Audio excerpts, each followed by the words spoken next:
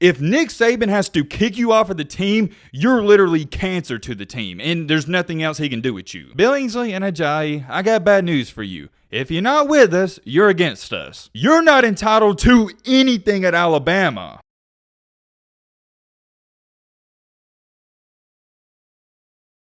Oh man, we got some really, and I mean really interesting stuff to talk about. You don't even have to be an Alabama fan to be entertained by this. If you like college football, trust me, you're going to want to hear what's going on. I don't want to call it beef, but there is definitely some animosity building up with the Alabama fan base, and they're pissed off. Whoa, hold on. Before we go any farther, for those of you that don't know what's going on, let me give you an up-to-date. Alabama did have a 5-star wide receiver that goes by the name of Ajayi Hall. I want to give credit where it's due. Ajayi Hall is beyond talented, and his potential is through the roof. Last year for Alabama, he wasn't supposed to be a breakout star like a John Mechie or Jameson Williams, but there was some expectations. He didn't get to play a lot because there were some other older guys ahead of him and he was a freshman. However, if you watched the championship game, you would know that Jameson Williams went down with an injury. Whenever he went down, that was really the detriment to the Alabama offense, and they needed some other wide receivers to step up. One of those wide receivers, you know where I'm going with this, was Ajayi Hall. How do I say this nicely? He wet the bed. As an Alabama fan, I literally couldn't believe what I was watching, and it wasn't just him, there were some other freshman wide receivers messing up too. As a Bama fan, I'll admit it, we're spoiled. We're used to having great quarterbacks, great running backs, great wide receivers, just great everything. But when you talk about some of the best wide receivers over the past 3, 4, and 5 years, that's Alabama football. What I saw out of Ajayi Hall in the national championship game,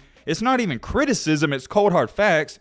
It was shocking and it was really embarrassing. He didn't just drop one pass, he dropped multiple passes. I think it was 3 or 4. It is key to note some other players were messing up too, but his was more highlighted because his drops were on a 3rd down and one of them was a touchdown. And as a Bama fan, I remember it like it was yesterday. I know it was only 3 months ago, but I just remember it so vividly. Maybe some of you can relate. I was watching it live going, what in the crap is going on? I wasn't shocked because he dropped the passes. I was shocked because he was a 5-star recruit and supposed to be the next big thing, and he was dropping passes. It really had me scratching my head after the game, and I was thinking, is he really that good after all? Keep in mind, there was rumors last year that he wasn't having his act together off the field. That then raises this question. How dedicated is he to football? And well, what do you know, only a couple months after, Nick Saban had to kick him off the team. Before we go any farther and talk about the interesting stuff, I want you to really hear me out. For a lot of people that don't keep up with Nick Saban in Alabama, they think he's this hard-nosed guy who runs a military. At the beginning of his career at Alabama, I would agree with that statement, but the older he gets, the more laid back he is. Still, to this day, he's hard-nosed, but he loves his players to death and they love him. For my people that play sports, I'm sure you've played for at least 1 or 2 coaches in your lifetime that you literally feared. And guess what? I bet you respected him. If you don't fear your head coach, you're probably not going to respect him. That's why Nick Saban is the way he is. If he was laid back all the time and let the players do whatever,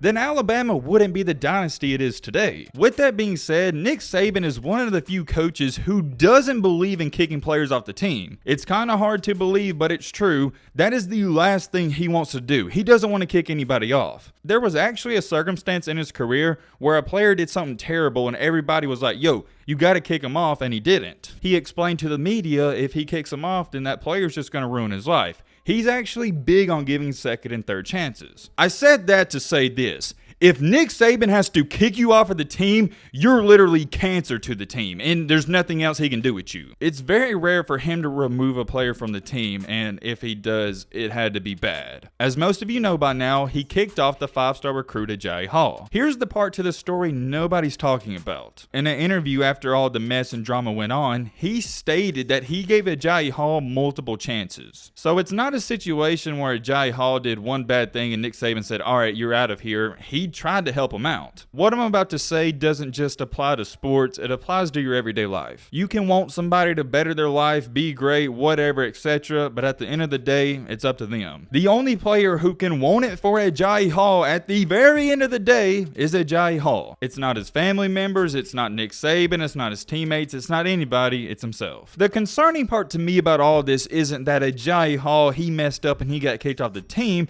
The real concerning part is that apparently, according to the sources, This has been an ongoing event. I'm all for second chances. I've made 1,000 mistakes in my life, and I'm probably going to make 1,000 more, and so are you. Although he left Alabama, I'm wishing him the best of luck. I like to see all the former Bama players do good. Ladies and gentlemen, here's where things start to heat up. Yesterday, he announced that he is officially transferring to Texas. Big pickup for Texas, but hold on, I can't let this slide. Look at how he tweeted it. It's a new sheriff in town, #hook'em. Oh man, Agiye Hall. Look, I get it.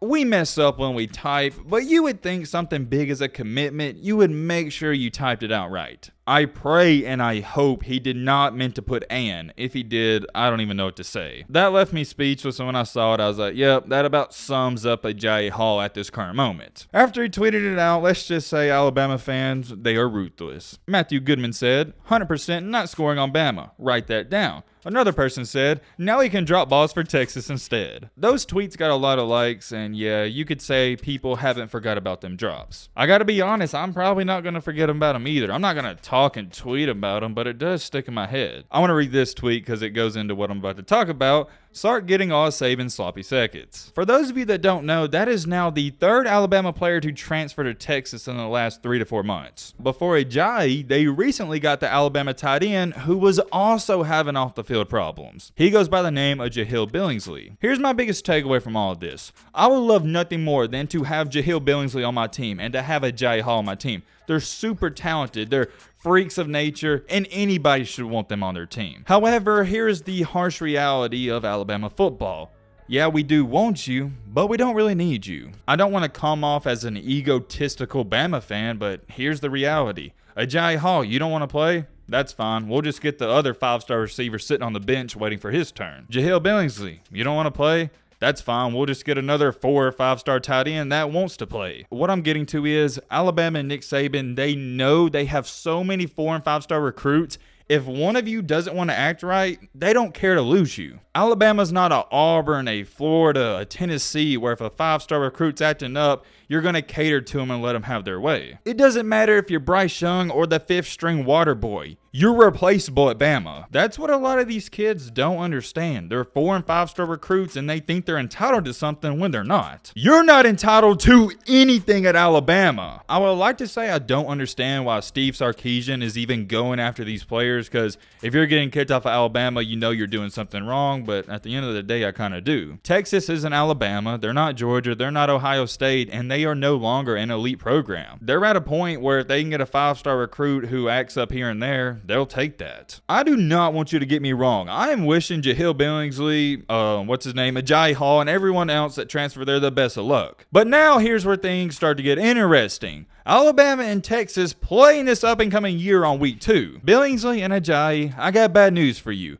If you're not with us, you're against us. In that game, I hope Agiye Hall and Billingsley, they get locked up. I'm telling you right now, I might have to stream that game on the channel because that is going to be an anticipated and a heated matchup just for everything going on. For example, look what this Bama fan said. Hall and Billingsley was 75% reason we didn't beat Georgia. Don't care what any other Bama fans say. Crap will never be forgiven in my eyes.